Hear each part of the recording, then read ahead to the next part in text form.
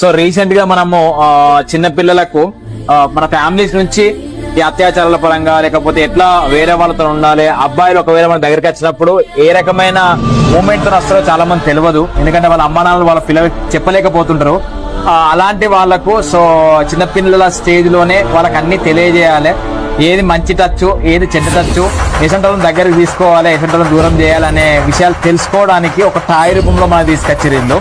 So ఇక్కడ మనము normal గా టచ్ చేయడానికి వెళ్తే ఆ బొమ్మ చెప్తూ ఉంటది ఇక టచ్ చేయొద్దు అంటే, మన ప్లేసెస్ లో కూడా ఇక టచ్ చేయడానికి ఆస్కారం ఇవ్వద్దు వేరే వాళ్ళకు అనే ఇన్ఫర్మేషన్ ని ఈ టాయ్ ద్వారా చెప్తున్నారు. సో నాట్ ఓన్లీ టచ్, కొన్ని పోయం చెప్తున్నారు, కొన్ని లాంగ్వేజెస్ నేర్పిస్తున్నారు. ఈ బొమ్మను మంచిగా మార్కెట్ లోకి తీసుకొచ్చి సేల్స్ చేసే ప్రయత్నం చేస్తున్నారు. మంచి idea. So all the best అన్న. ఈ త్వరగా బొమ్మ బయటికి రావాలి, మార్కెట్ లోకి మంచి సేల్స్ కావాలి, చాలా మంది పిల్లలు నేర్చుకోవాలి.